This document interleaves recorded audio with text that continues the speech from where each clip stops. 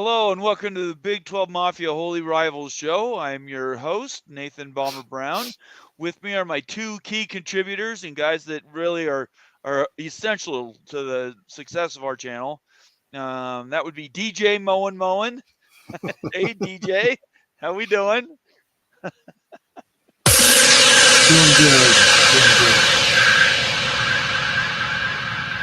Wow, that was loud. I'll turn that down a little bit. Straight from the future. Yeah, that was pretty good. And then Immaculate View. How you doing, Immaculate? Pretty good. Go Hawks. Go Hawks. I like that. Seattle sort of blew it again Thursday night. And they really were punching Dallas on the mouth, and then couldn't close. And I think the Geno Smith era is on time stamp now. We're gonna have to find out how long that actually goes. But that didn't last very long. Yeah, well, he's 33, so it's not like he's some young top, a young buck. Anyway, so I'll have to see where Seattle ends up. I want to thank everybody for being here on a Championship Friday. This is the big weekend for all the College Football League championship games. And the first of those kick off in about an hour from now. And they go through all through Saturday night. The feature matchup tonight is going to be Washington versus Oregon in the Pac-12 championship game. Yeah, that will be a good game. And a big one, obviously, for the CFP. If Washington wins, they're in. If Oregon wins, there's a high likelihood they're in. So we'll give it a 99% chance. Yeah, how about that? Pretty sure. Yeah. Anyway, so we're glad you guys are we'll spend a little time with us today, and then we'll come back and talk about the records and how everybody did next week. And we'll have some fun with it tonight. Hopefully you guys brought some good questions. If we have time, we're going to be bringing people onto the show that might want to voice an opinion or talk about their team, because this show's about you guys, not about us. All right. Before we get going, let's do some business. First of all, I want to thank everybody for being here. Make sure you follow us all on Twitter, subscribe to our channel on YouTube, and then turn on all your notifications, because you won't know when our shows are going if you don't have notifications turned on and you're warned beforehand. So we're really glad that we have that feature that we can lean on, and we hope that you guys take advantage of it. But Ute's not going to be here for a few minutes. He's going to be a little bit late. We're starting obviously early on a Friday evening. So we're going to start off with a little bit of a monologue / opens that I'm hoping everybody will appreciate and like. First, let me say hi to the first people who are in tonight. Glenn Lumen's in all the way from the Philippines. He says, good morning from the Philippines. What an exciting weekend. This is like the playground, picking a new team, picking new teammates every season. But unlike the NFL, there's no salary cap. And of course, what he's talking about there is the NIL. NIL right now is crazy. Big money going out to Cam Ward, potentially 10 or 11 schools offering over $1 million. And that's just the tip of the iceberg. I know Immaculate and Moen are going to have some opinions on that, so we'll table that for just a couple minutes while I finish my highs, and then we'll talk about those topics really fast. BR is in the house. BR, good to see you. I see you're not special again, BR. You don't have that little icon next to your name. I'm not going to let you go without a fight. I understand being a paid member, it takes time and money, and if you can't afford it, obviously that's up to you. But I definitely love seeing that special icon next to your name. So if you have the $2.99 again for another month, I appreciate it if you sign up for that thing. Anyway, good to see you, VR. Let's see. He says if they start fast and play like they have nothing to lose, I think so. He's talking about Oklahoma and Texas. Oklahoma State and Texas. They have had Texas number for a while. Definitely not afraid of them. Yes, Oklahoma State has a chance this weekend. Obviously, they beat BYU last weekend in a game they could have lost, but did pull off. They beat Oklahoma during the year. So they didn't play Texas earlier. So we'll talk about that game for sure. KZU's in the house. He says, are you all doing P5 title games, or are you doing all the G5 games? We're doing all 10 games. That includes the G5 games. Yep. Let's see here. Coy is in the house. Let's see. KZU, Coy, Blaze Barstow, Hook'em Horns, he says. I'll put that up there to represent. Hook'em Horns is obviously for Texas. So we'll have to see how they do. This is their last chance to get Oklahoma State, maybe ever. And they definitely have not had their number recently. So I think they definitely want to win that game. Mr. Monkey Says is here. Kenneth Evans is in the house. Casting for Chrome. He made it. Good to see you, Casting. Appreciate you being here. See, John is in the house. Let me just. Our Web says, "Cheers, fellas." I don't know if you saw. We're inviting more people to join the show. So if that's something you want to do, we will be able to call that up a little bit later. But we're certainly glad to have you in the house. Let's see here. Kenneth Evans is here, and Bo Stacker says, "See John," and he's laughing. Okay, that's enough. We'll call out we'll finish with the call outs. We just appreciate everybody being here tonight. Hope you involve yourself in the show. Getting into the conversation in the comment section, and then lastly, participate later when we're talking about stuff. We really enjoy when you guys do that. All right, I'm going to start with you, DJ Moen. What's your biggest takeaway from this last week, and kind of what's the status of football in your mind right now? NIL is broken. Yeah. I mean, you got recruits never even played a snap of college football being offered guaranteed millions of dollars to flip commitments. Right. You've got guys who have played football leaving their teams and having guaranteed figures thrown at them in the portal. You're having players are getting induced into the portal by other teams. Dante Moore would be a good example. Getting induced into the portal. I think we all know where he's going to end up, and it's not that shocking. So, NIL's broken. We have to do something. It's obvious that we don't want the government involved. It's obvious the NCAA doesn't want to be involved. So, I think it's just another strike to go to a different autonomous A4 setting the precedent, setting rules and boundaries on NIL. Immaculate, how about you? Same question. But touching on that, I don't think it's obvious the NCAA doesn't want to be involved. I just think they're being picky about who they go after. We have the story about North Carolina. They're going after North Carolina about some of these issues that he's talking about for their quarterback.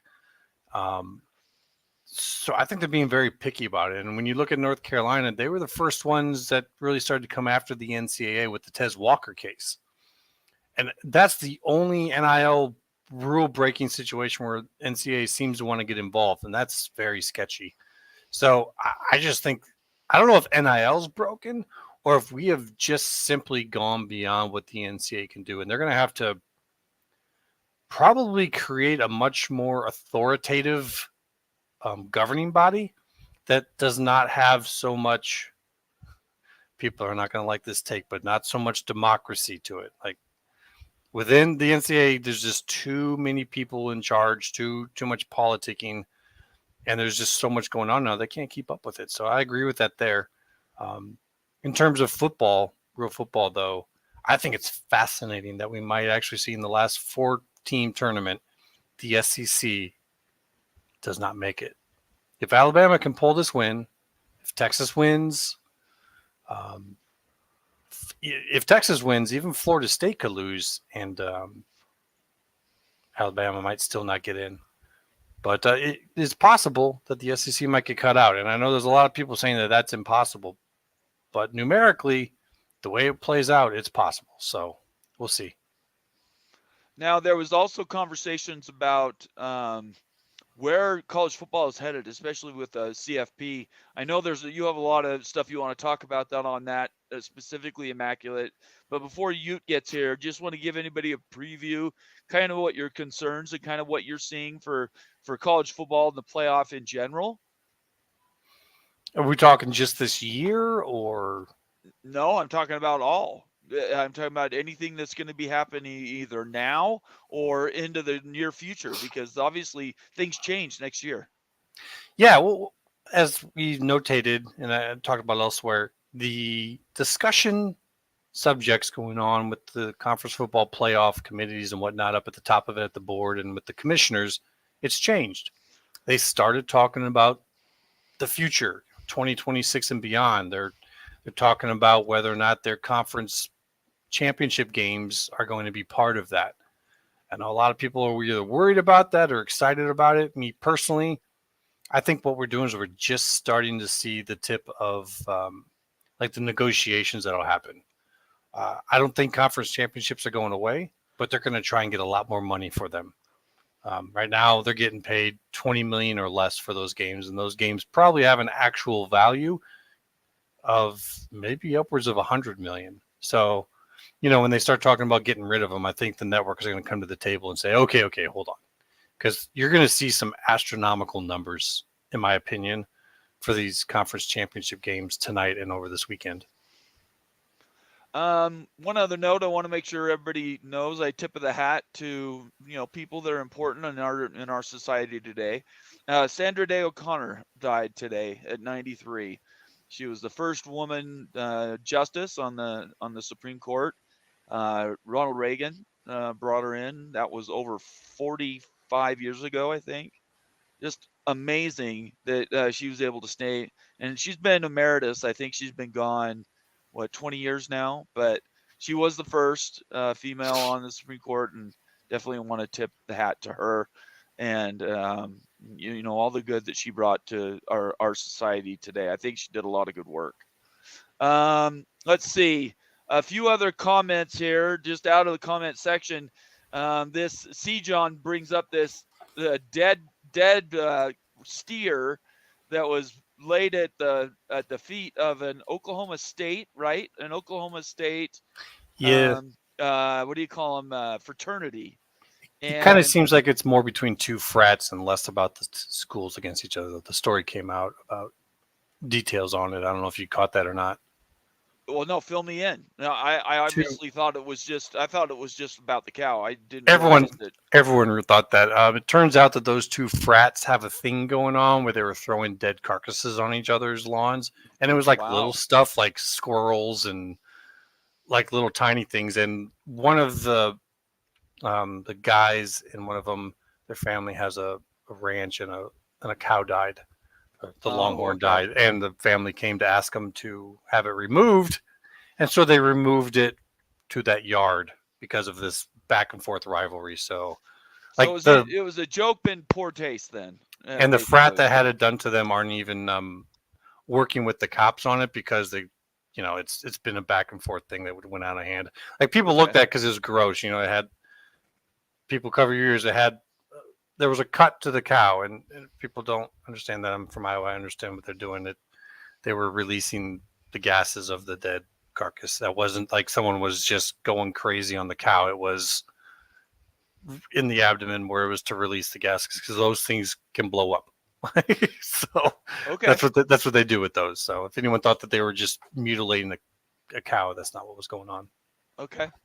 Our web in the Friday Night Picks channel, if you want to join us on the show, I put the link. You're welcome to join us. Obviously, we love to have you be here, and I know you have some fun when you're on the show. So if you do have some time, you're welcome to join us at any time as long as we're on. So that pick or that link is live, and it'll bring it right to us right now if that's something you're interested in. All right. So before we get to the championship games call outs, I just want to bring up another note about NIL.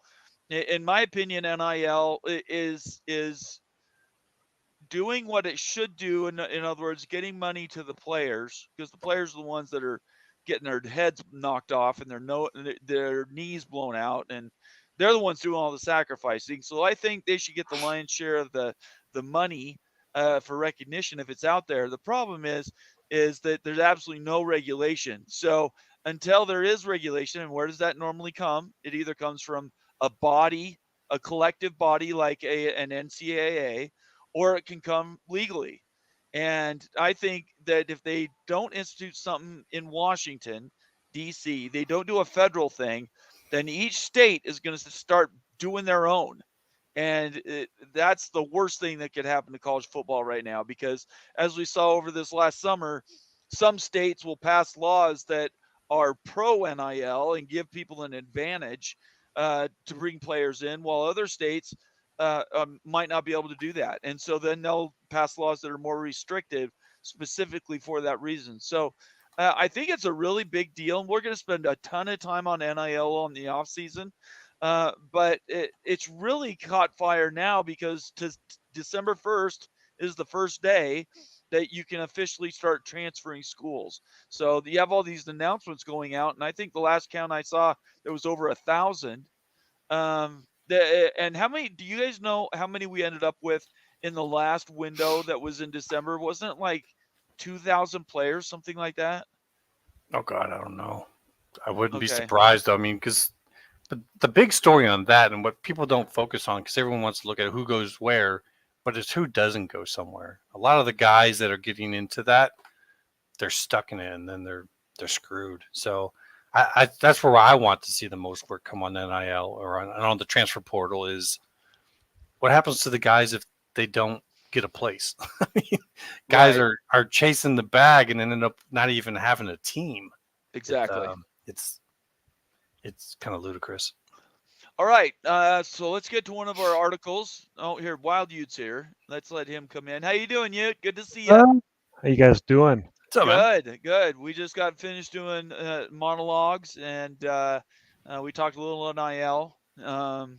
I was just about to come to that fan fiction that John Wilner put out, but we can do that later in the show. I know that you like that article, and we'll have to see what our viewing audience thinks about it. I don't think it got a bunch of publicity, so that'll be fun to talk about.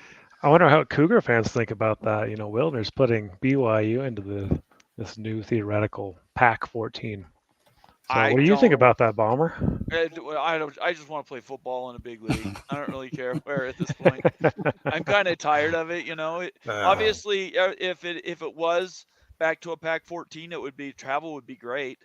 But he brings in Stanford, and I don't think Stanford and BYU will ever coexist in the same conference. So we'll have to see. Anyways, we can talk about that in more detail. Why don't you tell everybody what you're thinking about this Friday championship weekend? Oh gosh, how cool is this weekend? I love it. Good This, weekend. oh yeah, tonight here. Got a game a little over an hour here, hour and 15 minutes away and stuff. This Oregon-Washington game. Kind of curious. We should break down this game a little bit, guys. Sure. Really, the spread right now is sitting at 9.5 for Oregon. Washington, yeah, right. Isn't that nuts? That is a crazy number. It opened at 8.5. It's moved. Didn't to Washington already beat these guys? Yeah. It's unreal, isn't it? Like, isn't it so weird? It's just one of those games that doesn't make a lot of sense on why the spread movement. Like, I get like the momentum and stuff, but these are still the same teams. And Right. Washington's healthy going into this game. I feel like Washington's getting disrespected big. I think the question is on Penix right now because all the talk is about how he's wearing this rib protector and he might not be at 100%. Well, let's just break this down, okay? Because like this is the big game of the night. Huge game to see, you know, what happens with the playoff scenario. We'll get into that too, because I mean, this playoff scenario stuff could get wacky. Immaculate, you and I were just talking about that a little while ago and stuff, and how maybe a Pac-12 team or how Oregon could theoretically get left out. I mean, it's very unlikely, but it is not impossible. But really, before we even break that out, I'm kind of curious, like from your guys' standpoint, if we're going to break out like the major positions in this football game tonight, Oregon, Washington, who do you think has the quarterback advantage in this matchup? I like Oregon. Yeah. I like Penix for certain things about him. I don't think we've maybe seen a better pinpoint passer than him in a long time. But overall, Nix is like your quintessential quarterback. I mean, he's pretty close to perfect in terms of what you want. What do you think, Bomber? Yeah. I think, obviously, I'm a fan of Washington, and I generally dislike Oregon, not the people, just the school. But I think what you're watching here is it's the eyeball test, quote unquote, and who's looked better over over what has been 8 games since they played in October, early October, late September. I can't remember the day they played, but Oregon's just looked better. And you can do whatever you want with that. You actually played Washington, Right. so you know what that looks like. And did you guys play Oregon too? I'm trying to remember. We absolutely got drilled. Utah got Okay. drilled by Oregon. So I would go with your opinion more than mine. I wasn't emotionally invested as much as you were in both those games. Well, I look at each game like as a standalone entity, right? And like, yeah, I guess momentum you can include in that a little bit. No major injuries though from Washington. Right. I think that Penix. I rather have Penix than Nix. Yeah, I get that they're both winners and stuff. But I just love Michael Penix. I think that he's just a star and he's such a good passer. And with Washington's aerial attack, I mean, if that's going on tonight, they're going to score points. Penix, to me, is a better quarterback than Bo Nix. I think he's going to be at the next level too. That's how I see it. So I would give the quarterback edge slightly to Washington in this football game and not Oregon. And that brings up the next thought too. Who has a better coaching staff?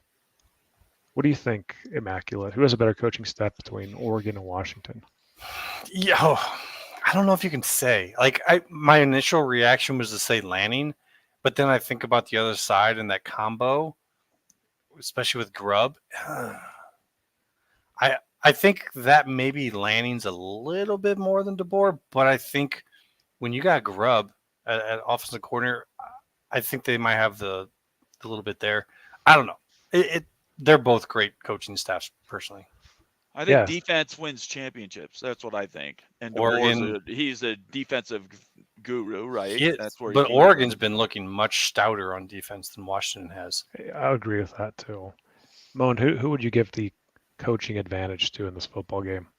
Washington. As far as head coach, I'd give DeBoer on the head coach, just decision making. But as far as coaching staff overall, I'd give it to Oregon. I think their defense has definitely brought itself up to the same level as their offense has. And defense has been notoriously their weak spot. But just remember, if defenses win championships, Iowa's going to beat Michigan. You got to have some offense, guys. Yeah. Like in both these teams tonight have offense, big time offense, right?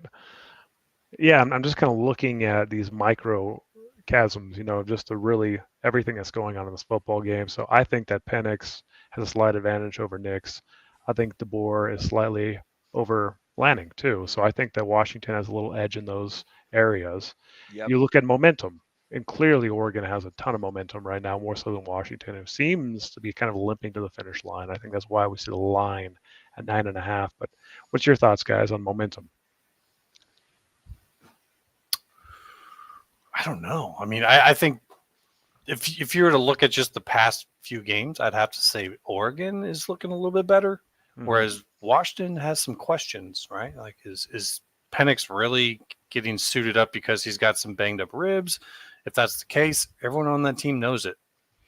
And one of the things I noticed, and I was going to bring up, is one of the reasons why I like Nix a little bit better is he is very good at the slight movements, small movements to dodge, but keep looking downfield and be ready. I think, for the Seahawks fans, something like what Russell Wilson was really known for doing, just the small movements but keep looking. He doesn't start to immediately run. He's still looking to pass. Whereas with Penix, once he gets a little pressure on him, he's looking for a way out of there. And, maybe that's due to being banged up and not wanting to take another hit. But that's my worry for him is once he gets pressure, because Oregon's going to get pressure on him. Right. Is he going to be running? And if he's banged up, he's not going to be looking to run very far. So to me, that's going to be big keys. How much pressure can Oregon put on Penix? Because if he's banged up, that's a problem for them. Whereas for Washington, you try and put pressure on Nix. That seems to be his strength. He just does like a little movement here, a little there. He uses his blockers very well. Penix is the better passer, but Nix is kind of the better pocket game manager. He's up there. He's considering what he used to be at Auburn and what he is now at Oregon. Lanning and whoever's working with him there are pretty damn good.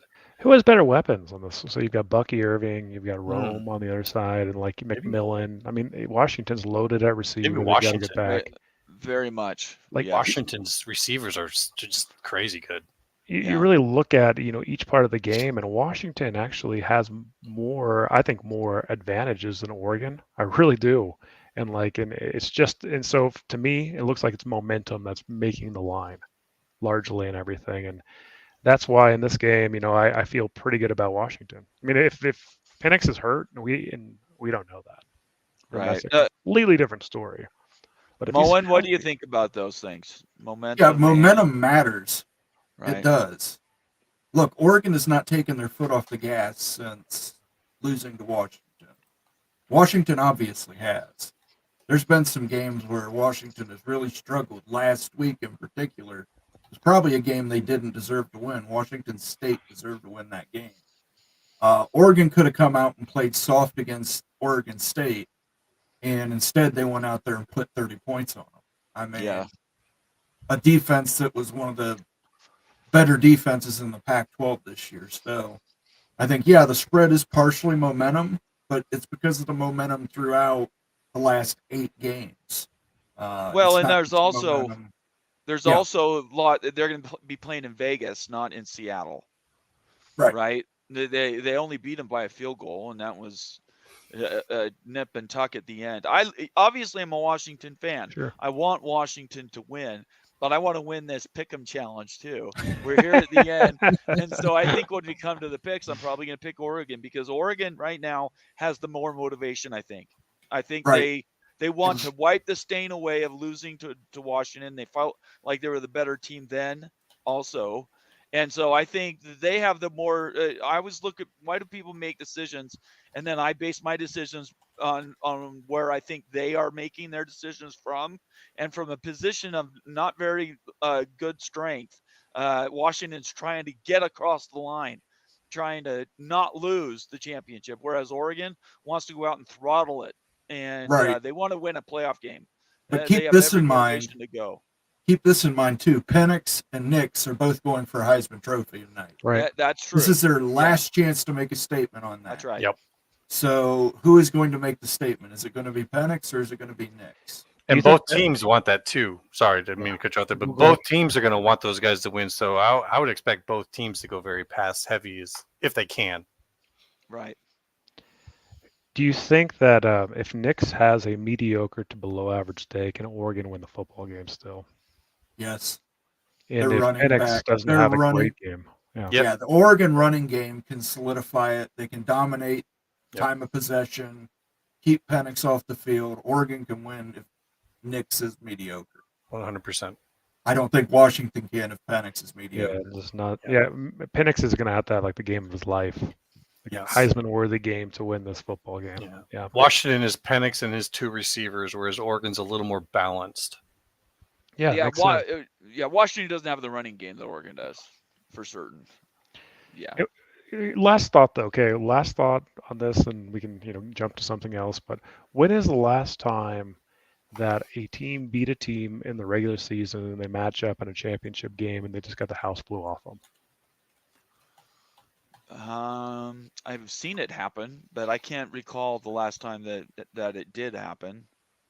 I mean, like, that's the thing is like, okay, so the line in this game is a joke. 10 It is. points is Yeah, massive, guys, that is a lot. for a freaking football game. And Yeah. he played a couple weeks back and Washington won the football game. I just can't remember seeing anything like that before. I get it. Trust Vegas. Maybe Vegas knows something. Maybe Penix is hurt. We know the momentum. We know the analytics and everything. If you look at ESPN FPI, Oregon's like 80-20 on this game, win and everything. But I just think there's a little bit more here that needs to be considered for Washington, this football Hey, game. I'm going to put out a welcome and invite to Sergeant Pickles, who's obviously a Absolutely. UW fan. Pickles, do you have a second to join the show? We can talk. We can pick your brain just a little bit about this game. And that is Eugene out there?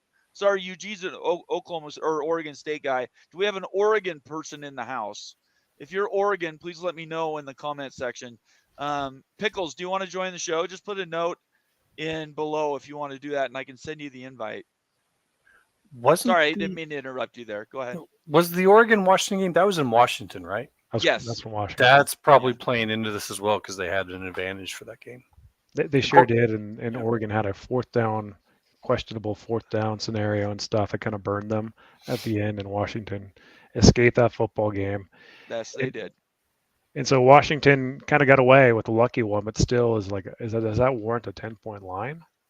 I think when you take that in line with what Nate was talking about in terms of how they've looked since then, I think it's a combination of the two. One, Washington had a home field advantage, and two, Oregon, their growth curve seems to be much higher than Washington's, and Oregon is a little bit more of a balanced team, whereas Washington is excellent in some ways and then, kind of average in others.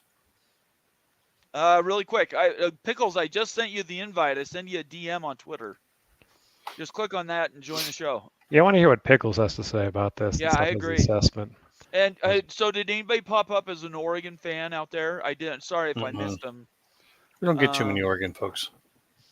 We've had them on and off. Sco Ducky is usually the biggest. That's right. One who's here most frequently. That's right. Really quick, while him. we're waiting for Pickles, Kenneth Evans brings up a good point. Lanning has a history of making bad decisions in big games. I think that goes to what your question was about the coaching staffs, that I definitely would lean into Washington having a better coaching staff. Yeah. But for dynamic players, you have to go to Oregon.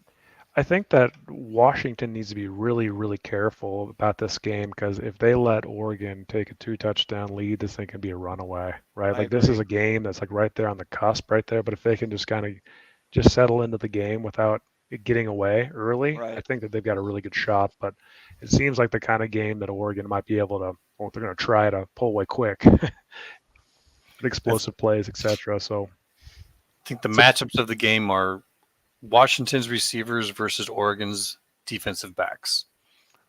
However that goes, there's going to be some one-on-one matches, some big balls, and thrown. Anyways, Penix has he throws that ball on a laser beam. I mean, where he places that ball for his receivers as a receiver in high school. I mean, to me, I'm amazed by it. If I was a receiver in the NFL and I'm looking at quarterbacks that I want to come in, I'm saying Penix. Like what he can do for you and where he can ball place. I don't know if we've actually maybe seen anything better than him at the college level in that one regard. So I'm looking for, and Oregon has great cornerbacks. They got some great and good safeties. So I think that's going to be a lot of fun to watch. I'm looking forward to it here in less than an hour. So we have here in the house, the one, the only Sergeant Pickles. How we doing, Pickles? Good to see you, man. Can anyone hear me? We can. We got you. How's it going, everybody? I'm trying to remain calm. I'm laying off the coffee today. All right. Well, why don't you tell us why Washington wins this game? Washington wins because, and I'll get back to this point in a minute, but Washington wins because they execute better than Oregon. And I think I understand why Oregon's favored. They've performed better in the games they've played. Washington's played a much tougher schedule, but looked not as good doing it. So I understand why Oregon's favored. I think the line is absolutely insane. And I think it's even more crazy to hear legitimate, national pundits and talking figures saying, basically counting Washington out of it. They've already got, Oregon penciled in as the champion. And I think that's insane. It's like the game earlier this season never happened. And kind of to Wild Youth's point, they're like, oh, well, Oregon and the fourth downs and the field goal at the end. And I have two things to say about it. One, Washington still had to make stops on fourth down. They made some legitimate, really good plays to stop them on fourth down. And you can criticize Lanning's decision, but if they don't execute, it doesn't matter, and Oregon wins going away. And two, the kick at the end of the game, that was not for Oregon to walk off the field a winner. That was just to take it to overtime. And I understand there were decisions to get to that point, and it was a darn close game, and it was at home for the Huskies. But this was not Oregon missing a kick to win. This was just them to have a shot to win in overtime. So and I really think the margin is that close even now. Yeah, so do I. So Oregon wins because Oregon wins because Bo Nix plays efficiently and Dan Lanning doesn't sabotage himself with poor decision making. Because they have the athletes to win this game, and so does Washington, but Oregon has shown much better consistency at executing week to week to week. They haven't had the dips that Washington does, but Lanning hasn't proven he can win the big one yet. He did beat Oregon State, and that's a rival for them. But when they've had legitimate top end matchups, he's faltered at times. Pickles, what happens if Bo Nix and Michael Penix both have excellent games? Like Heisman worthy, you mean? Like Yeah, like what wins if the they both Heisman? played 9 out of 10 or 10 out of 10? They both look like stars tonight. What happens on the field? If it's a legitimate shootout, I think it's a one-score game at the end either way. I think it favors Oregon to actually run the ball and slow it down more, even though Washington can score quickly. But Bucky Irving's legit. He's arguably the best offensive player on the field, even though he's not up for the Heisman Trophy. Bo Nix is excellent, but he's got excellent dudes around him. He's not asked to he's not asked to be Superman, and Penix is, and I think that's kind of the difference between them. He's insanely efficient. He puts up numbers, but when you have guys like Troy Franklin that turn, a 10-yard pass into a 30, 40-yard gain, it's going to pad his stats a little bit. But yeah, Bucky Irving running, I think, is them really slowing it down. Because if you get into a legitimate shootout, and like you're saying, both of them are just lighting up the scoreboard, it's just going to be whoever's got the ball last wins it. Yeah, the only thing that makes me nervous is the fact that Oregon acts like they've got a chip on their shoulder, and I didn't see a lot of that in Washington the last 4 weeks. So, do you define the way both schools came down to the end, that Oregon was more motivated, or Washington had more misses and just didn't play as well as they could have? This isn't meant to be an excuse. Every team deals with it, but I think Washington had some really key injuries where you've already got a defense that people are really kind of have some questions about, and then you're losing some of your starting defensive linemen and some of your guys on the back end. That's really going to make a perceived weakness. It's going to amplify that perception that it's even worse. And I think Oregon stayed remarkably healthy, but I have no problem saying this. There's no doubt Oregon, due to their recruiting, has more depth in terms of at least raw talent than Washington. Right. Whether or not they're coached up to the same level, you can debate that, but Oregon has put together top recruiting classes the past however many years, and Washington is not. So once you lose those starting caliber guys, Oregon's going to be able to kind of keep that same level of consistency. I think it's very fair. You guys have any other questions for Pickles? Just the only one I'd have is what we just talked about in terms of the matchup that I'm watching is the Washington receivers versus Oregon defensive backs. What are you thinking about that matchup? I'm not afraid of their defensive backs. I'm only worried about if the Washington line can hold up to their pass rush. They did pretty well in the first matchup, to be fair. For a completely reworked interior of the line, Washington's done really well. They've had solid tackles, but same thing. Oregon's always got talented guys on the pass rush. They were able to do just enough, and Penix made the right plays. Has Oregon been studying film and really keyed in on some ways to stunt guys and bring blitzes and do stuff to really put pressure on Penix? Because if you keep Penix clean, he can dice apart pretty much any secondary in the country. But you've seen those kind of small mistakes, those weird decisions when you really do pressure him and get in his face. He can still make plays happen, but when you really see, like a back-breaking interception, or when he's really not able to convert those third downs like he normally is, you got to pressure him and make Penix move. The Oregon secondary, I don't think they can cover all. It appears that all three primary Husky receivers are like fully healthy for the first time, basically Dangerous. the entire season. That is really good. And you can't cover them all. You really can't.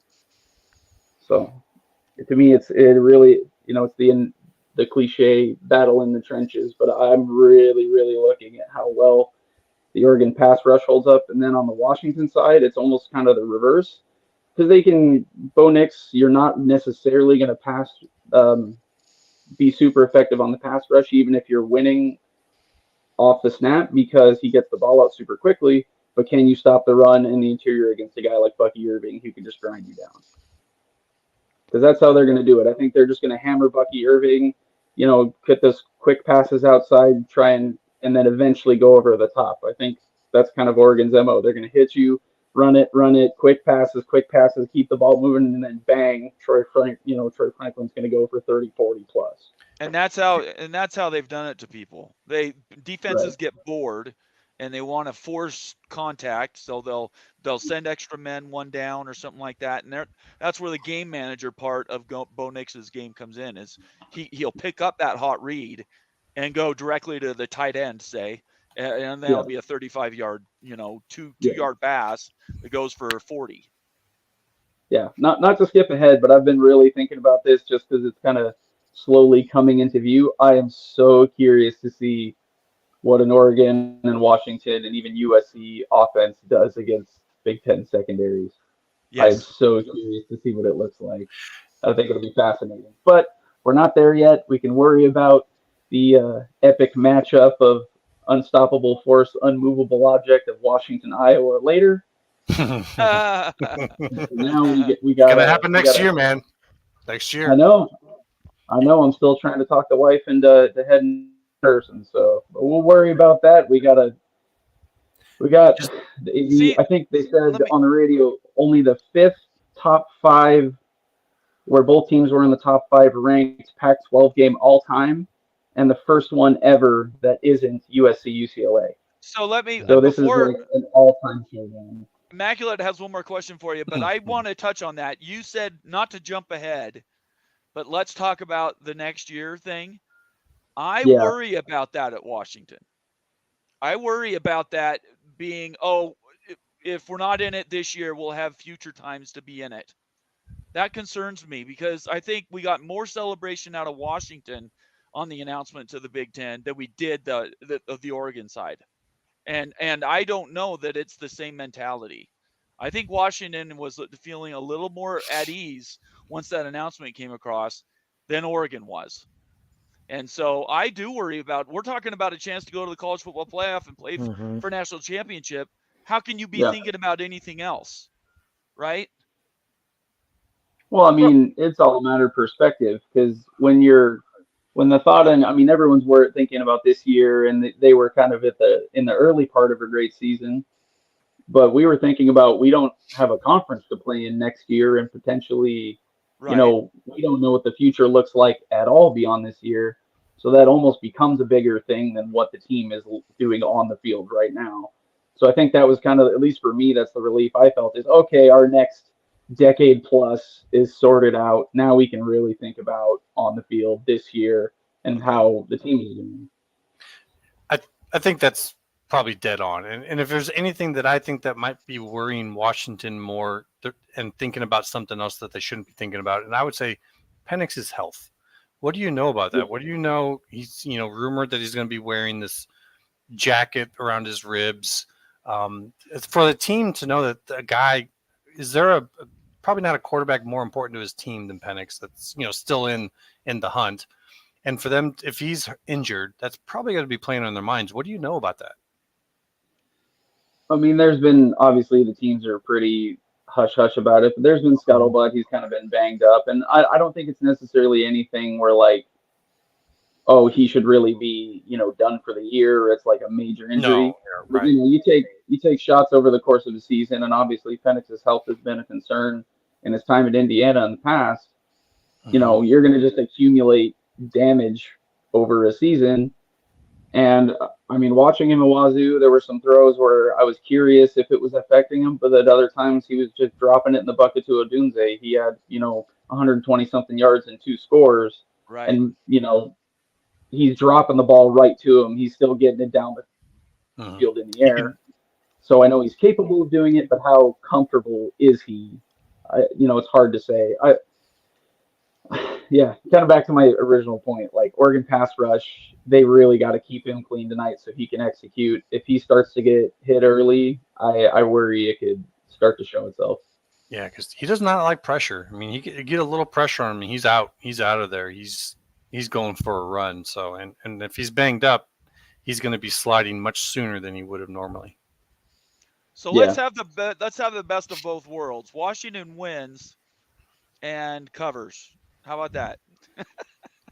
Can we have that? So Washington takes the points and also wins. Is that a possibility? We can do both. I'm teasing. It doesn't work quite that way. I don't care how they do it. I just get it done. 1 point win. I want the clock to hit 0 and the Huskies to have more points than Oregon. I don't care how it comes. It can be a future Big Ten looking, the classic 2-0, or it can be 100-99. I don't really care what it is. Just put the W on the board and send the Duckies home.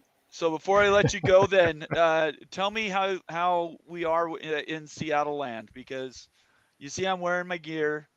Another week it's a bold comes and choice goes. today.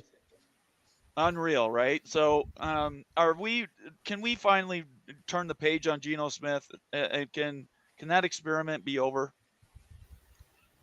Well, for me, it was never the long-term answer. It was the guy that gets you to the next guy.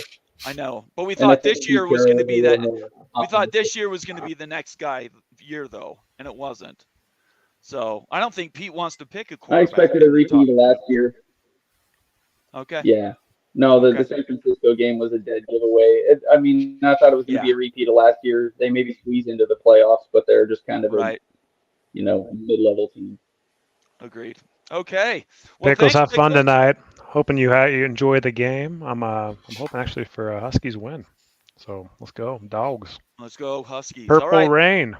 Appreciate you being here, Pickles. Thanks for just sticking around. We appreciate it. No worries, guys. Hopefully I'll have a cheery tune at the end tonight, but go Dogs. Go Dogs. All right. I love it. Thanks so much. Thanks for being here, Pickles. All right. I'm looking here just at the last couple of games. Okay, I've just got something pulled up here. So Washington won by 3 this year. Going back to last year, pretty much the same teams. Washington won in Eugene by 3. Right. And then looking back the last several matchups, this has been a close game, often a 3-point game and stuff. There's very few blowouts in the series.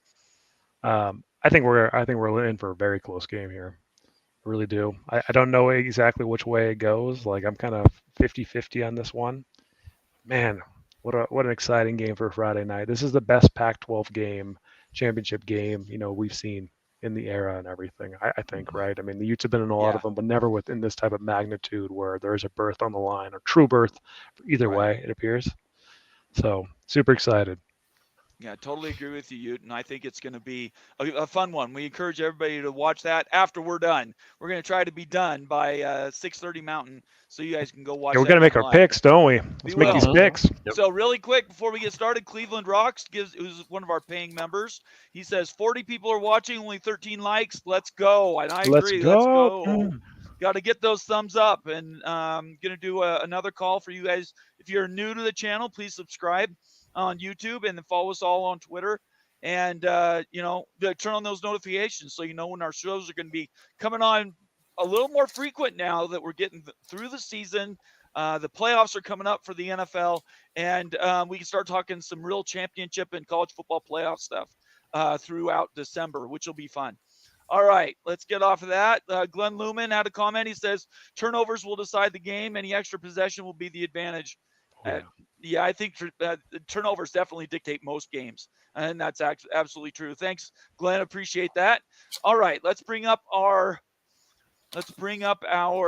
picks here. Let me go to turn off our banner. Give me 1 second.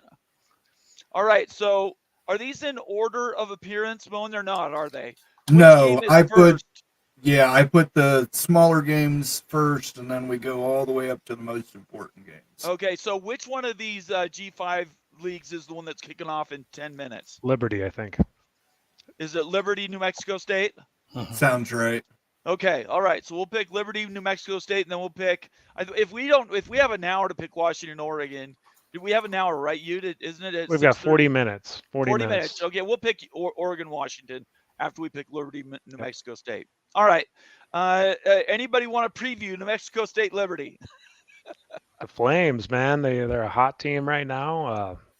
I think they're going to win this game, win big. New Mexico State's the team that beat Auburn, though, a couple weeks back. It's not nuts. They went into Auburn and won. That's a Jordan Harris. So that was an amazing win, but I think Liberty's for real. I think Liberty wins. This game covers.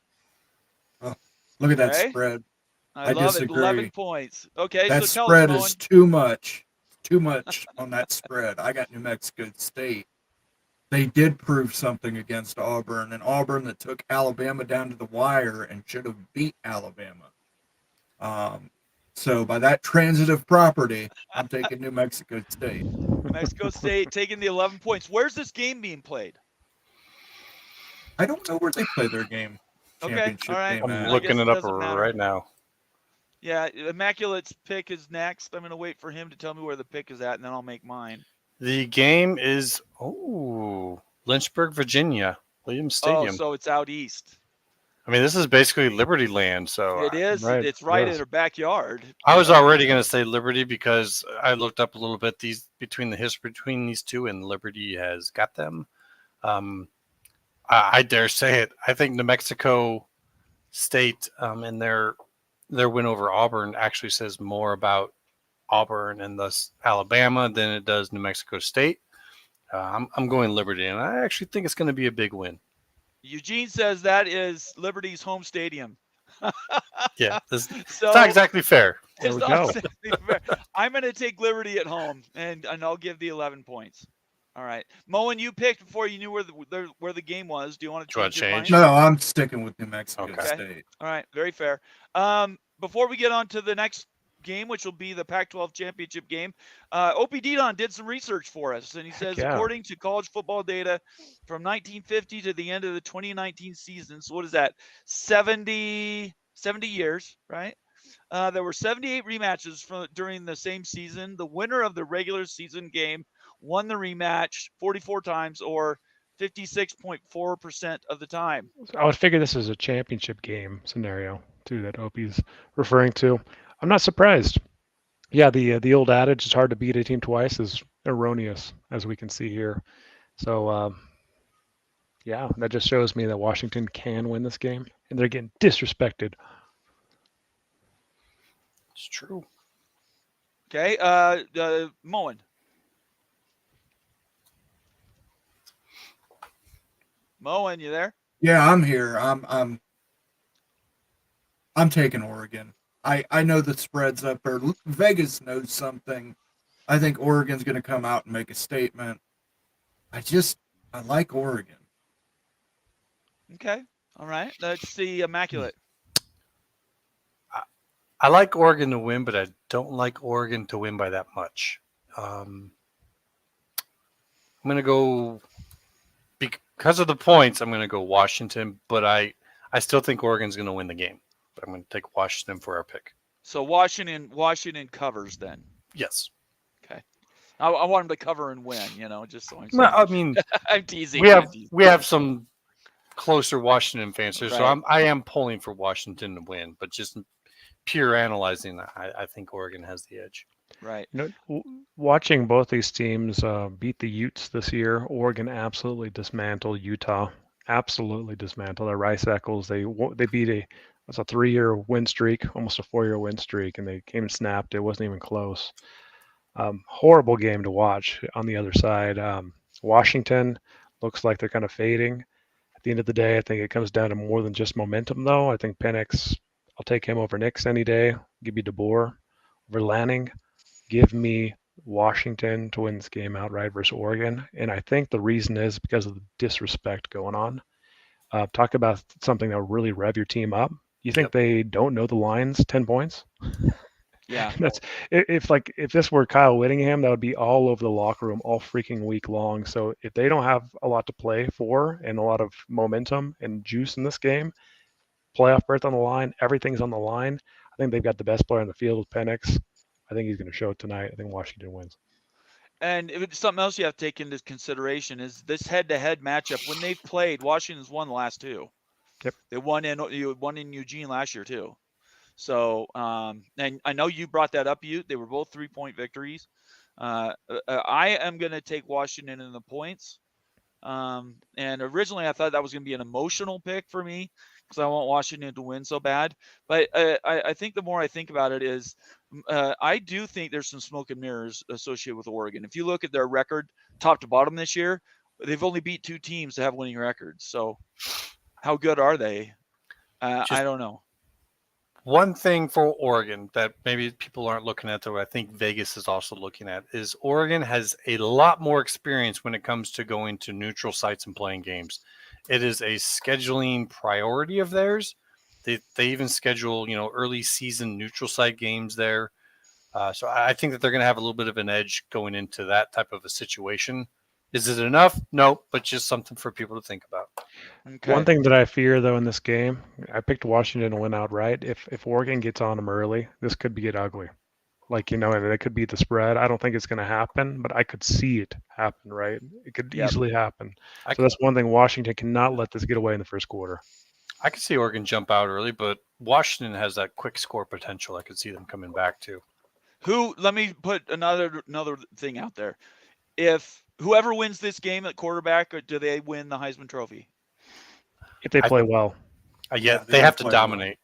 They have to dominate the other one too, because their vote's going to be split, whereas Jaden Daniels is going to get all of the South vote. He's going to get a lot of the Eastern media vote. So if one of those two quarterbacks doesn't thoroughly show that they're the better of the two, the voting for them might get too split. I think it's interesting because this game is happening and they're playing in a championship game. Jaden Daniels isn't. So he doesn't have that one extra curtain call to make before everybody gets to vote. So honestly, Penix and Nix, I think it's their game to lose at this point. They can win the Heisman Trophy. They just go out and just play like they're their best football. I think they'll win it.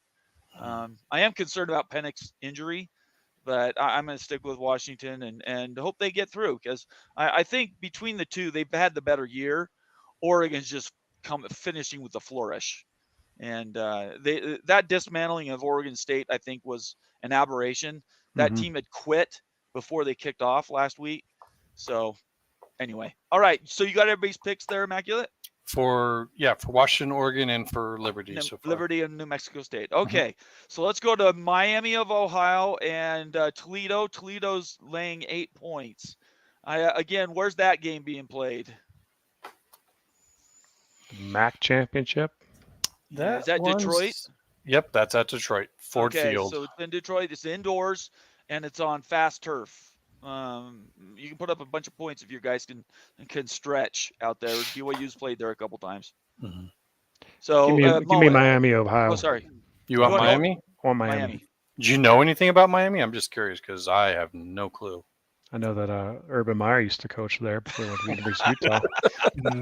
No, that's incorrect. Bowling Green. That's Bowling Green State. I know that Ben Roethlisberger went to there, didn't he? Yeah, Ben Roethlisberger went to Miami of Ohio. All right. And by the way, if you want to join us while you're watching, just to interrupt really quick, if you want to join us, make your picks with us. I'll try to pick a couple and highlight them tonight on the show right now. But everybody write down your picks and then DM them to me on Twitter after the show, and we'll talk about them next week. And we'll gloat about how good you did, or we'll make fun of you if you fell on your face. But please make this a part of your night tonight while we're picking the games. Write them down and then send those picks to me in a DM. Casting for Chrome has done that with me every week. We've had a couple other people who have done it one week here, 1 week there. I would like everybody to participate tonight if we can. There's only 10 games. We're going to go through all of them. Write down your picks and send a DM to me, and we'll talk about them next week. All right. Let's see. So, Moen, who'd you pick? I am going to pick last because I do watch a lot of MAC football. Oh, do you? Fair. Okay. Well, that's all not. Right. I wanted Damn you it. to pick for me. Me too. I was going to follow your pick. I'm pretty sure I know I'm going to pick on this. I can pick for you. Maybe this will help you out. Toledo is the team that has the coach and coaching staff that's getting looked at. They're kind of the brag of the MAC. So I know it's 8 points. That's over a touchdown. But all the juice seems to be going their way. Their coach is looking to make a big move himself. I think that Toledo probably takes this one pretty big. Okay, so what's Miami of Ohio's mascot? The Red Red Hawk. Hawk. Yeah. The Red Hawks, and Toledo's the Darts, right? No, the They're the Rockets. Rockets, Rocket Rockets, Man. Toledo Rockets. That reminds me of roller derby a little bit. Toledo roller derby team. I am going to take. This is literally a toss-up. Who did you take, Immaculate? Toledo. With They the don't get all point. cute, guys. Come on. All right, Stick with your I'm gonna. gut. I'm gonna. I have no opinion here. Guinea mini. I'll take. I'm gonna take Miami. What the hell? I don't have any idea. I'll take the points. All right, Remember, Moen. it's not Miami, Florida. I know. Just teasing. Moen. I am going to take Toledo. I think Jason Candle's a fantastic coach. There it is. Absolutely should have been. He still should be in contention for some of these jobs in the A4. Toledo's going to win big for him, I think. Okay. Daniel Gygax says Miami is north of Cincinnati. Other than that, not much. I'm assuming he means there's not much else to do there, but I'm not sure.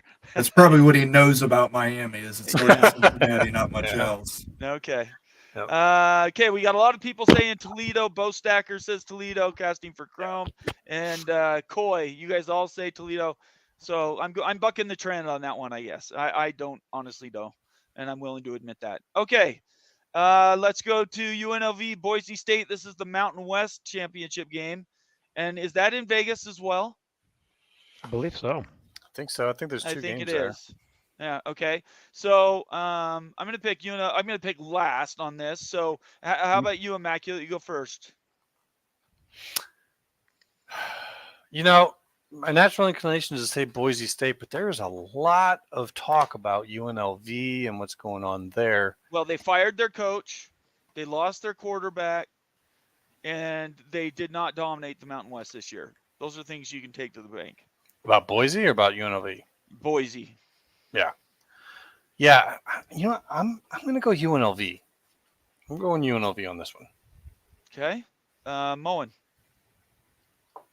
I'm going UNLV as well. Okay. Ute. No. Boise State, guys. You don't bet against Boise State. You don't In a do bowl it. game. In bowl games or championship games. It's the wrong decade, brother. Don't do it. You'll find out. Don't do it now. All right. Hope you didn't do it then. I'll go with Boise State. Yeah, I'm gonna take Boise State too. We're gonna take these wet Easterners and Midwesterners to the bank right here, Ute. They don't know anything about Mountain West football. That's right. That's right. You just gave Moen the benefit when the Miami-Toledo game because the MAC is basically known as the Ohio and Michigan Conference. There you go. Yep. And I didn't know anything It's about like that. 8 of 12 teams are in those two states or something like that. Maction. So UNLV is on the come. They're playing. They played They had a good season. I would say largely they were untested. And I think that it's interesting that Boise State's 2.5 because, like I said, they lost their quarterback and their coach got fired. So it just shows you where Vegas's money is anyway. And UNLV does not have any tradition of winning. Well, So keep in Those mind, players don't know anything about winning right now. keep this in mind. UNLV this season is 9-2 against the spread. Okay. Well, the Boise spread's State 2.5. is like 6-4. So Okay. UNLV has been very, where the hell did these guys come from this year? Yes, they have. And so everyone is looking at their coaches, trying to figure out what's going on with them. And so I just think they finish off their glory season. UNLV possibly could be without a coach starting Sunday. Oh, yeah. Their coach Very could much. be a one and done. Especially if they So- win. If they win that out and, Yeah. he All wins the right. big game. Yep. So that's all four of us, right? We all picked that one? Got it. Yeah. Yep. All right. Casting for Chrome says UNLV. I'm picking against all these people. Coy says he's taking UNLV. Hmm. And Bo Stacker says Boise. So you got a little bit of a mix there, but I Yeah, we think do. Boise State in a bowl game with a chip on their shoulder, you don't want to play them. But that's just me. All right, let's go to SMU Tulane. Talk about a team that's overperformed. SMU has been at the top of that list all season long. Their losses weren't great, but and Tulane is making a return visit to championship game and big bowl game time. Whoever wins this game probably makes it into the New Year's Six. Mhm. It's not guaranteed, but more than likely. Tulane definitely. Yeah, Tulane's been in it now for probably 3 years total. Anyway, so let's see here. I haven't gone first. Games in New Orleans, by the way. Yeah, I'm taking Tulane, and I'll lay the 3.5. You? Yeah, I'll take SMU. Okay. Very good. Moen? Well, can SMU buy this win, or do they actually have to play the game? Maybe. No, I'm taking Tulane. Okay. Very good. And how about you? Down Yeah, the bottom. For a Immaculate. second there, I was thinking maybe I might go with SMU because they got quite an offense going there. But I just think Tulane is just too experienced now in these type of games. I think they're ready for this. I think Tulane's going to win, maybe pretty big.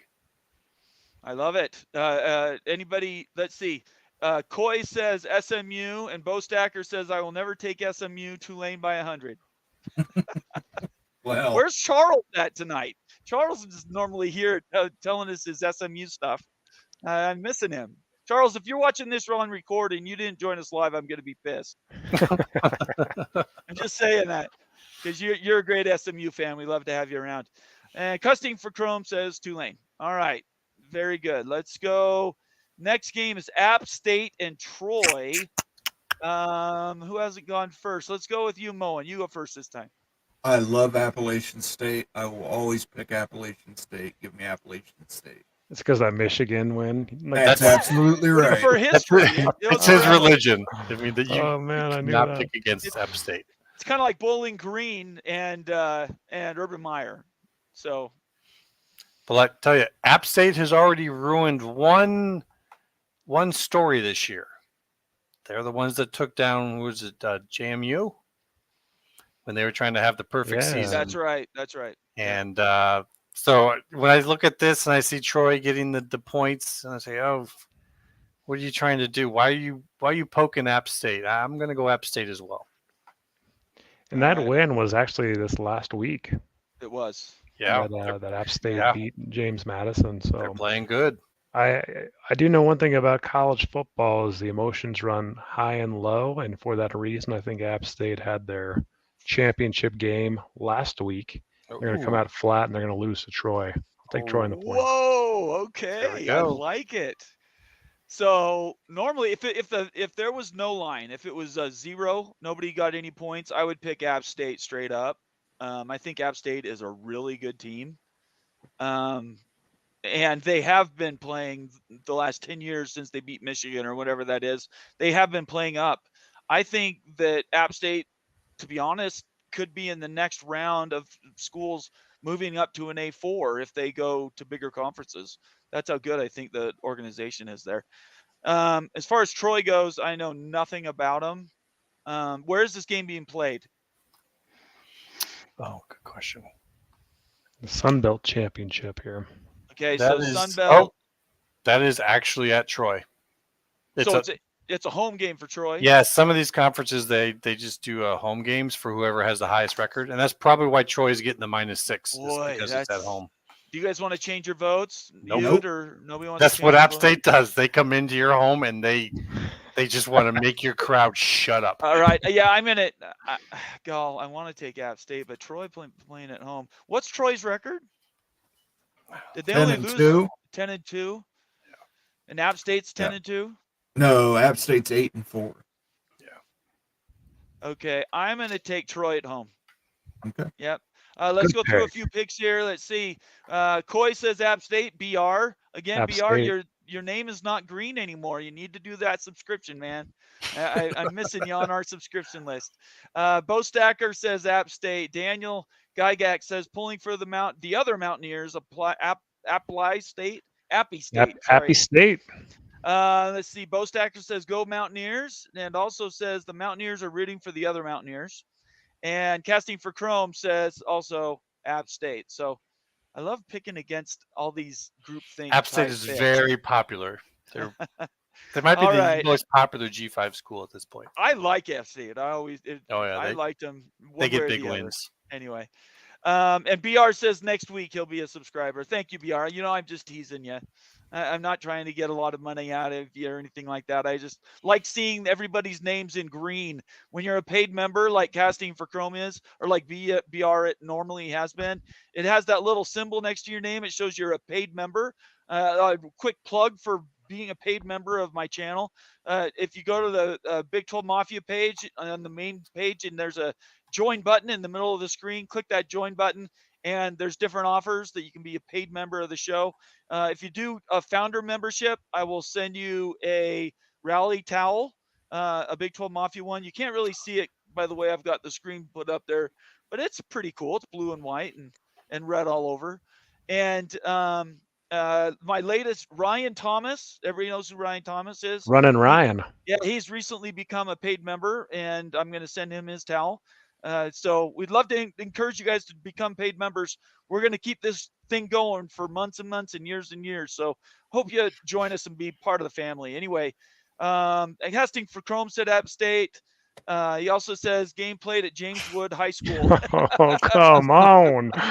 That's hilarious. And then Goy says App State to the ACC. Yet I could see that. All right. AAC maybe. Yeah, I don't know.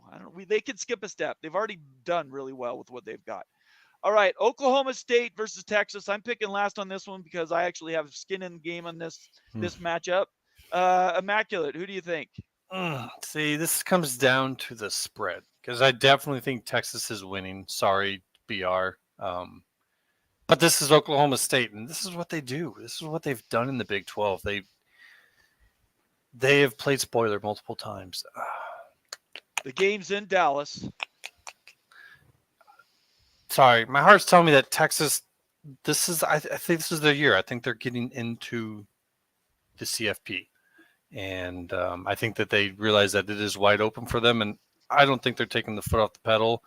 And Oklahoma State, while they have a great running back, they do not have the ability to go score for score with Texas. So I'm going to go Texas. Okay. Who do you think, Moen? Oh, that is point spread. Give me Oklahoma State and the points. Okay. Yeah, I'm with Moen. I'm taking Oklahoma State in this football game. Really, it's hard to pick Texas. Texas. I'll pass on that. I think that Oklahoma State will surprise. They've surprised us all year long. Ollie Gordon's a stud. Make them run, and got to keep it close. Again, don't let Texas run away from you and steal this one. But I think that I think that they beat the spread here. I hope they win the game, but it's probably, a Texas win by a touchdown, 10 points maybe. Yeah, I'm going to take Oklahoma State and the points. That 16 points with Texas, there's no way. I don't think Texas is that much better than any team in the Big 12. What did they just beat Texas Tech by? Yeah, but Texas Tech had shut it down at that point. Texas Tech had a really down season in general. I know we have Tech fans that watch this show. I don't think that they were as up for that game as maybe they should have been. Because I thought Texas Tech was getting better leading up to that. They were getting people back and. Yeah, I think Texas wanted. Does everybody remember at the beginning of the season at the Big 12 preview days for football? And Brett Yormark went out and basically said, I'm going to be at this championship game.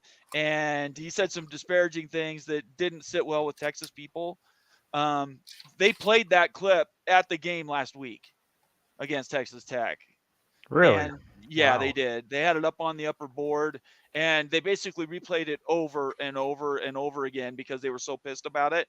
So in my opinion, if Texas was playing this game that was last week, this week, I would pick Texas going hands over. But I really think they spent everything they had last week against Tech. And BYU played both these teams. I've watched them both all season long, and I'm going to take Oklahoma State to control the ball. They might not win, but I definitely think they're going to cover.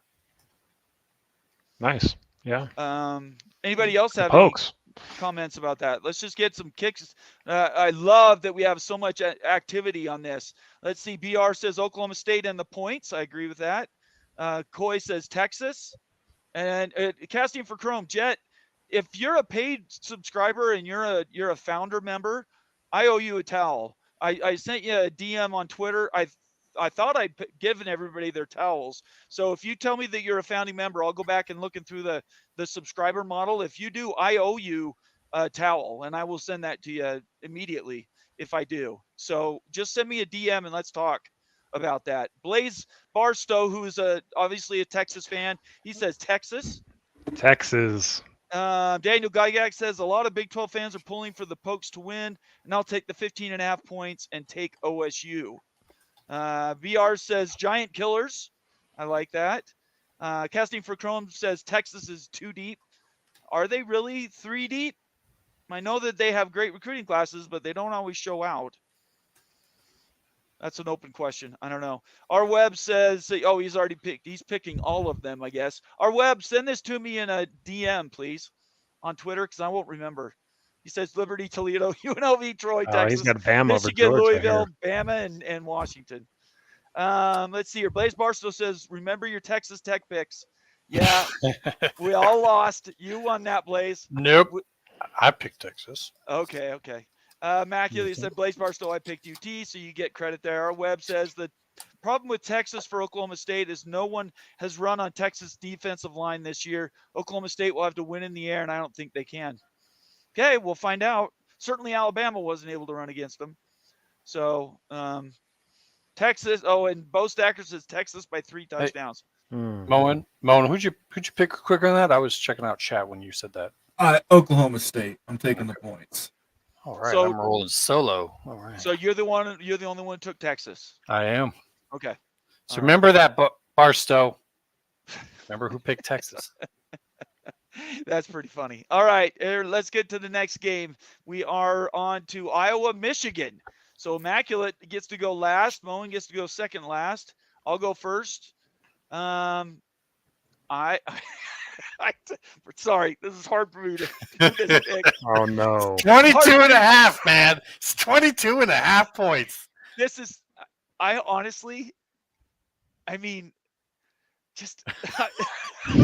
Did you guys Just see say the article? Michigan. My gosh. Did you see the Sports Illustrated article about Iowa? People were just What kind did of like it losing say? their mind. What did it say? It was punt you? it was- That's all I want to know. No, and it was like, are they the best bad team in the nation, or are they the worst good team? They might And be. it was a fun article to read. It wasn't, nice, 20? but it was nice at the same time.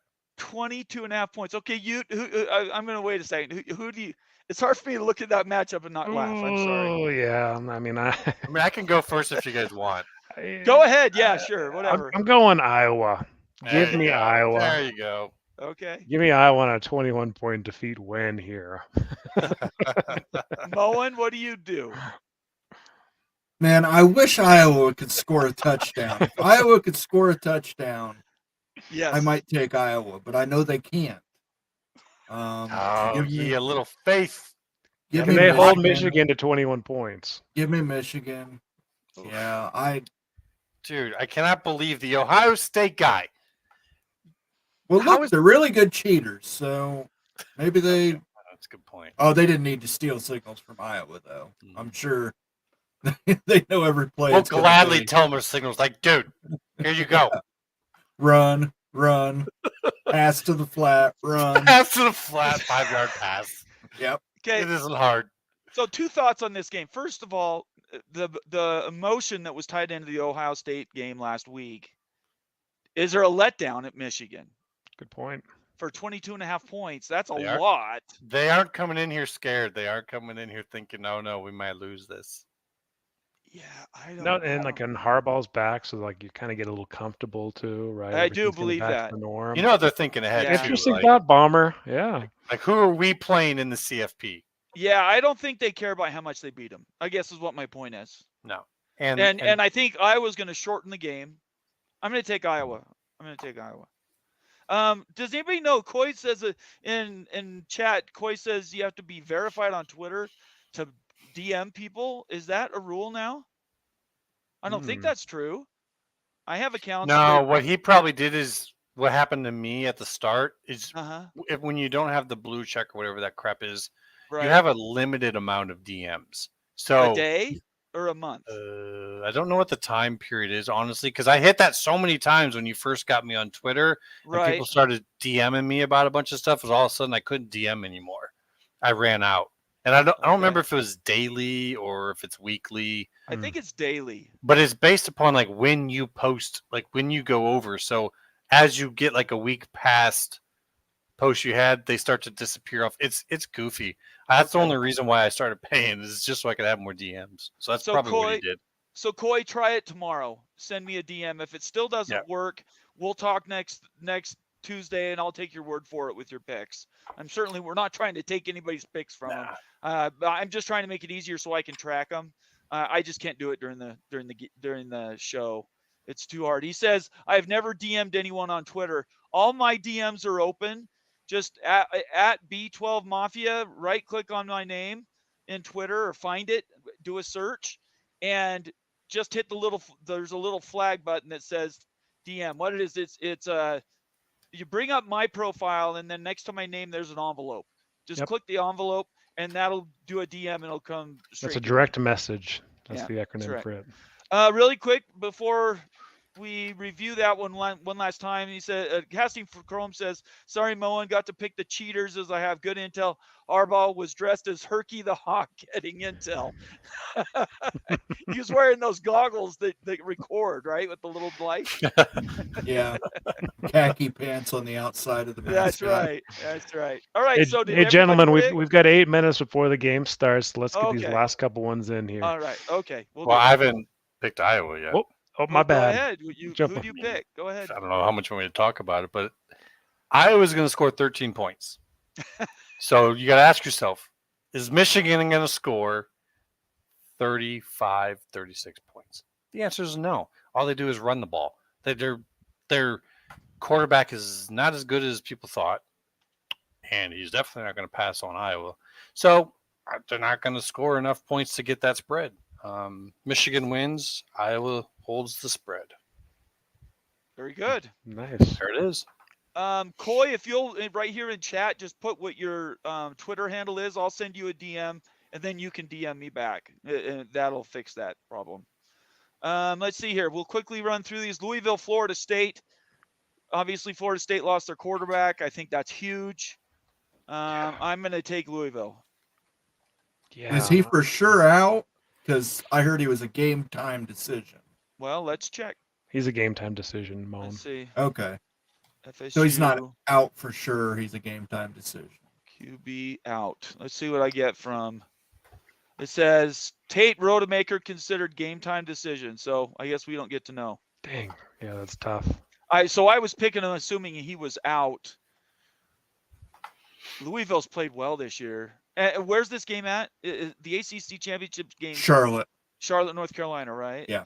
So, I'm going to take Louisville. I'm going to stick with my Louisville. So you got Louisville. I'm taking Florida State in this football game. I think Florida State has enough depth elsewhere, not just at the quarterback position, and like some talented playmakers. I think they get it done. There's so much riding on this game. They've got, their third stringer is a 4-star kid too. It's not like he's, a no-star kid jumping in. So I think that they get it done. They get this win, and they go off to the playoff. All right, very good. Let's see. Moen, did you pick? No, I'll take Louisville. I've changed my mind. I want chaos. So I want Louisville to knock off Florida State and Oklahoma State to knock off Texas. They lose, it's over. They're not going to get in at one right. loss. So, yeah, no way. Did everybody pick? You pick? You forgot me again. Go ahead. I'm not forgetting. I'm just cruising through these fast. No, I'm teasing. The little voice in my head is saying Louisville's going to do this. They're the team that you just cannot predict how well they're going to play. They play up to what's above them. They don't play. It's just hard to pick them. But I think Florida State, like you're saying, they have so much talent on that team, and they've been not well coached. But if all that talent comes together and just decides we're not losing this game, Louisville does not have the studs to run with them. They play well above themselves. So I think if you're only giving me 1.5, I'm going to go Florida State. If Florida State gets in the playoff and they have to play like a Georgia, that is going to be the most lopsided playoff game. Oh my gosh. Talking like, a 17-point, 21-point line in that game. If it happens like that. And Florida State will get the number 4 seed, if they win this football game for sure. So Yeah. something to watch. Okay. So everybody picked there? That leads you perfectly into the big game. Alabama, Georgia. What do you think, Immaculate? This one is so tough. Like, I want, and I hate admitting this because I almost threw up in my mouth knowing what I was about to say. I'm pulling for Alabama. I want Alabama to win, and that I'm having to say that very slowly because it doesn't taste well. But for these people who think that the SEC is entitled to a position in this, you're wrong. Yes, you've been dominant every other years, and all those years don't matter this year. The fact if Georgia was looked at as that dominant, they would have not have been ranked below number 1 at any point in time in this year, and they were. So that goes to show you the CFP does not look at them as a dominant power. If they lose to Alabama, it doesn't mean Alabama is slingshotted up. So while I want Alabama, I don't think I can pick against this Georgia team right now when it's less than a touchdown on the point spread. So I'm going to go Georgia. Okay. Moen. Yeah, I'm going Georgia. Okay. You? I'm going Alabama for a massive havoc here at the end of the season. If Florida State wins and Alabama beats Georgia, like in Oregon wins, it's going to be absolute mayhem. It's going to be such mayhem, and we haven't really had a scenario like this come up, in the CFP era. And again, Immaculate and I were talking, right? Like, what happens? What happens if Alabama and Florida State win? What happens? Then first question is, did Texas win? Texas wins. Texas wins. If Texas wins, I am sorry, Bama does not slingshot. You know what? Like, I thought that too, and we talked about that, on our show on Tuesday. But the more I've considered this, like, there's just no way. And I didn't realize that Alabama made it through the SEC schedule undefeated. The SEC schedule undefeated. You cannot leave out that team. Like, I seriously think Bama jumps Texas and I don't Oregon. care. No. Texas beat Alabama head to The head. CFP. I'm just telling you guys, like, they go into the SEC undefeated. The SEC was the last time they lost a championship. Like, how are you going to leave Bama out? Like, Bama's going to jump Texas and Oregon, I get it, guys. But that's like kind of like the fan look. The CFP told us this already. That's why they put Texas at 7 and Alabama at 8. It's what they do with these rankings. They send you signals as to what they're thinking and how, and they will stick with that in their future picks. They're not going to all of a sudden be like, change their mind. Like, they're saying Texas is above Alabama. If it comes to one or the other, it's Texas. As long as, Texas doesn't win by like 3 points and Bama crushes Georgia, something like that might. But if it's just, if Texas has a solid win and Alabama wins against Georgia, Texas is in, and Georgia needs, or I'm sorry, Alabama needs Florida State to also lose. I think you guys are looking at this way too in depth. It comes down to Texas has not been in the college football playoff forever. They haven't played since 2005, and I honestly believe that the political will that school carries, I don't care if they beat Alabama or not beforehand. If they have the same record, I think Texas is going in. Oh, okay. Well, what's not in consideration now is the win versus the undefeated back-to-back champion and 26-game winning streak Georgia Bulldogs. If they beat that and get that win, that jumps anything. I think there's a possibility. That's the difference. They don't have that win yet, but if they get that win, I think that could happen. I think Oregon could not get in. Oregon can left out of this. You bet your bottom dollar that's exactly what's going to happen. Oregon's going to get left out. If any team gets left out, it's going to be Oregon. Here's the difference that I think. Situation. I can see Moen shaking his head, and we're kind of on the same page. And you guys, I think this is the big stick of it. We have some fans, followers, and people look at this and kind of go by the eye test, and that's what you guys are saying.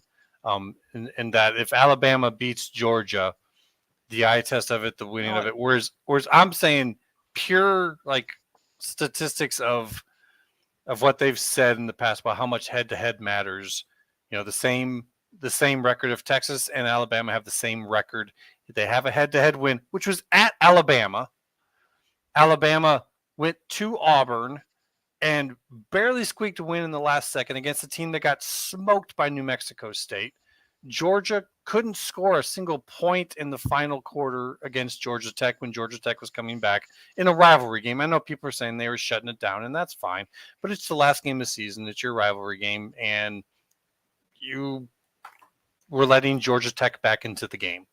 I don't think they're as dominant as they used to be, and just purely based upon what they have shown us with the rankings, someone should cry foul if both Alabama and Texas win and Alabama jumps them, unless it's Texas barely wins and Alabama crushes Georgia. Unless Texas wins, but I'm going to make a prediction now. Unless Texas wins by only a field goal over Oklahoma State, and Alabama, Texas, and Oregon all win, I think Georgia gets in and Oregon's dropped. Wait. Yeah, I think Oregon. Are you saying both Alabama and Georgia? Yeah, I'm saying both Alabama and Georgia make it into the. So you're saying Florida State doesn't get in? Because you're having too many teams. No, I'm saying if Florida State wins, it would be Florida State, it would be Georgia, it would be Texas, and it would be Alabama. Where's Michigan? Where is Michigan? There is a possibility if Michigan only wins by 3 points over an Iowa team that can't generate any offense. They'd be undefeated. They're not going to have a one-loss team jump in there over them. I mean, I could be wrong. I'm just saying I strongly believe that they're not going to put a one-loss champion in over an undefeated champion. I believe Florida State could get dropped. I don't know. Yeah, I don't see that. Well, yeah. I understand the sentiment and why you're saying that, but even to that degree of what you're saying for Florida State, that doesn't exist for Michigan. Like, you know what I'm saying? Okay, so I would flop those. I would say Michigan gets in and Florida State doesn't. Okay, that's what I was asking. This is like, so you're saying Florida State doesn't get in? Yeah, okay. I said that wrong. I'm sorry. I got tongue tied. I meant Michigan gets in, Florida State, even if they win, get dropped if Alabama if Georgia loses and Texas wins. There's a lot of people that would agree with you, man. I don't, but a lot of people think that the SEC has that kind of smoke. And what are we really talking about here, though? Are we doing the best 4 teams? Well, in my opinion, the whole best thing is just kind of code word for whatever is going to get us the best ratings. And that's why the SEC people are like, well, that's, to me, I'm seriously not a fan of that. And everything that I do talk about, I know it comes down to look like who's most deserving, but it's guide points that the CFP themselves have said. Head to head, undefeated, conference champion. Like these are their talking points. So if they go against them, they're basically saying that the politics and viewership and all of that wins out. And when that happens, they'll say, well, this is the best team. That's just their coverall. It doesn't mean anything other than we can do whatever the F we want to do. Right. Well, we'll find out. That's the fun part of this. We will eventually find out. If Bama wins, it's just going to be madness, guys. I agree with that. It's going to, and there's going to be some angry schools. There will be Louisville's one way or another. You're right. You're dead on. Louisville's going to win. Oklahoma State's going to win. Ohio State makes the playoff. There you go. Everybody gets pissed off. It is. No. Washington and Oregon have a tie after nine overtimes. Is there any way we could have, crazy thought. Is there any way we could end up with Michigan, Ohio State, Oregon, and Washington all in this thing? Is there any way, like say, no. Think about it now. I just say, see Georgia Alabama beats Georgia by 3 points. Okay. And Texas loses to Oklahoma State. Right. And Washington and Oregon, Washington loses by 3 points to Oregon. Right. Do we end up with Michigan as number 1, Oregon as number 2, Washington as number 3, and Ohio State as number 4? I think they'll put Georgia in. Yeah, I think Georgia gets in. You think Georgia would stay in? I'm saying Georgia Yeah. lost to Alabama. Yeah, but I Yeah. think that they've So you won think for Jo- 3 years. But that would mean Georgia stayed in after losing to Alabama, and Alabama didn't get it. I'm saying a win by Alabama against Georgia that isn't impressive enough to make them jump Ohio State. That's why I said 3 points. Yeah. I mean, if Georgia lost like 70-0, Yeah, maybe. Yeah, something but happened. then Yeah. Alabama's jumping Ohio State. Yeah, it's hard to see. I Yeah, think I that's don't really know. hard to see. I mean, anything's possible. Like The only reason why I literally say that because possible. that'd be like an all Big Ten. Well, that's Final true. Four. Yeah. That's why I bring that up because Washington and Oregon are coming to the Big Ten. So it, Yeah. we would be bragging like hell about that. Yeah, don't be Big Ten snobby. Come on. Yeah. That was the whole point of the whole thing. All right, I'll So leave it at It was fun. let's- We're with you now. let's quickly get through a lot of these picks. We didn't have any super chats today, so there's nothing that I need to follow up with there. Really quick, we had some people that picked some games. Bo Stacker says Georgia by 10. BR says Georgia.